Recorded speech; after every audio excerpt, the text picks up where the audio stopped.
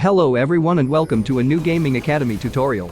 In this video I will show you one of the newest and most brilliant guides for Ahri in the new Season 14 of League of Legends, so don't hesitate to watch it until the end to go through all the tricks. Everyone is looking forward to the new season, but few have done research on what exactly has changed.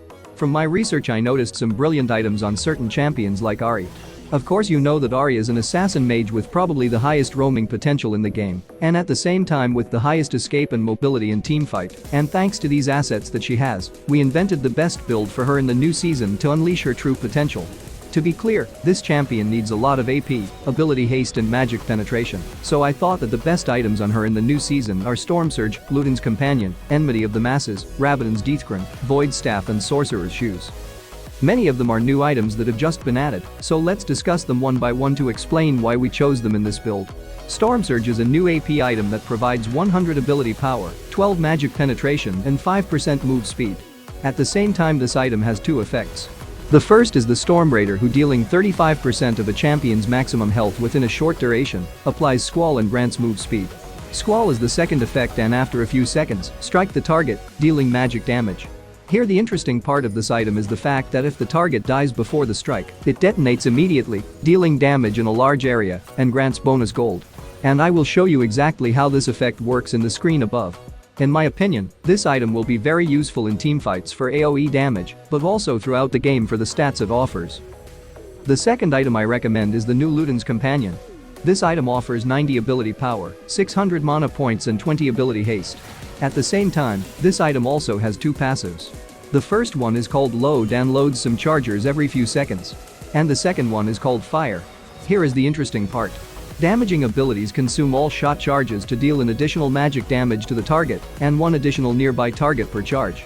But if there are insufficient targets in range, for each remaining shot, repeat the damage on the primary target, which is great. And the last new item I add to this build is Enmity of the Masses. This item offers 110 ability power, 800 mana points and 30 ability haste, which is also great. At the same time it has two effects. The first effect is Scorn and offers 20 ultimate haste. The second is Hate Fog, and by damaging a champion with your ultimate burns the ground beneath them, dealing magic damage and reducing their magic resist. Now with only these three items, imagine what we can do.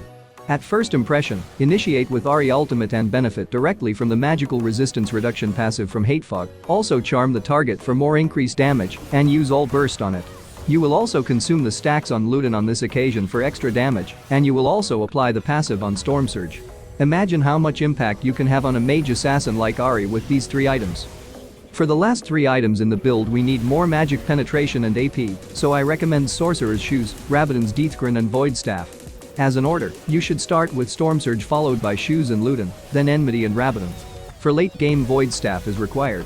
This is an offensive build without defensive items, but played properly you will dominate ranked matches, so don't hesitate to try it and tell me your opinion about it. Now that we have discussed the build, what runes go with these items? Of course, Domination with Electrocute for a burst of greater damage, Cheap Shot for the true damage you give to champions caught in Charm or other CCs. Eyeball Collection for more AP throughout the game, and Ultimate Hunter for the shortest duration at Ahri's R. As secondary runes I use Sorcery with Manaflow Band for better mana support in lanes and Transcendence, to use as many abilities as possible and as quickly as possible. As passives, I use 10% attack speed with one Adaptive Force rune and one Armor rune. These are the runes that I think are the best for Ahri, and with which this season I reached Grandmaster playing only Ahri.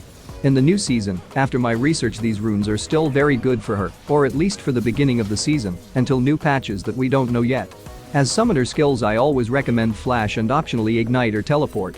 80% of my matches use Ignite for a bonus burst and anti-heal, but there are exceptions when I choose Teleport for better teamwork, or in hard matches where I'm forced to return to the base more often. You are probably also asking about abilities. As an order I start with W, then at level 2, I put a point in Q, and at level 3 a point in E. After that I max the Q first, followed by W and the last E. In R I put a point at every opportunity. Now let's move on to the part how to play the three phases of the game. In the early game phase managing Ahri's mana is crucial, especially given her initial high costs. Consider starting with items like Doran's Ring and a mana regenerating bead to mitigate this weakness. These choices enable you to cast more spells, compensating for the initial limitations of her abilities. In general, I take advantage of trades with her W and auto attacks to cause electrocutes, after which I play defensively until the next trade. At the same time, if you have enough mana, you can make more complex trades in which you use the E plus W plus Q plus hit combo, but it requires more mana. In mid-game things are different. Ahri's mid-game phase demands strategic finesse. While many champions remain resilient, her damage output is formidable. Exploit moments of enemy weakness, targeting isolated or exposed opponents. Identify opportunities, such as an underprotected ADC farming, an overextended mid laner or a distracted jungler. Initiate your approach with her R and drop charm during the dash to engage. If the target has their flash available, consider holding onto your ultimate. Otherwise, combine it with charm for maximum impact. The more successful roams you have and the more pressure you put on the enemies, the more you move the game towards a sure victory. And now the late game phase. In most games I don't get to this stage playing Ahri, but if you do things get a little complicated. In the late game, Ahri emerges as a pivotal force on the battlefield.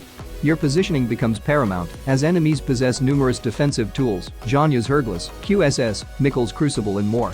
Your movements will be scrutinized closely, so choose your entrances wisely. Embrace a more conservative playstyle utilizing her R for wave clearing and camp farming. This exerts pressure on enemies as you continue to scale exponentially and unlock the potential of your empowered ultimate. Late game success hinges on a single, perfectly executed teamfight, not several average skirmishes. Accumulate charges for your game-changing ultimate, awaiting the opportune moment. During pivotal moments like Dragon and Baron dances or objective rotations, enemies may make mistakes. They might overcommit or leave a vulnerable target behind. Seize this chance to strike, initiating with charm and following up with your ultimate. With a late-game empowered ult, the enemy stands little chance. They'll scatter, slowed by the shockwave, while some may even be stunned. Your team should capitalize on this advantage, ensuring at least one kill to reset your ultimate. From there, you can pursue remaining enemies or prioritize key objectives. Another thing to remember is that Ahri is not a fair choice against all champions.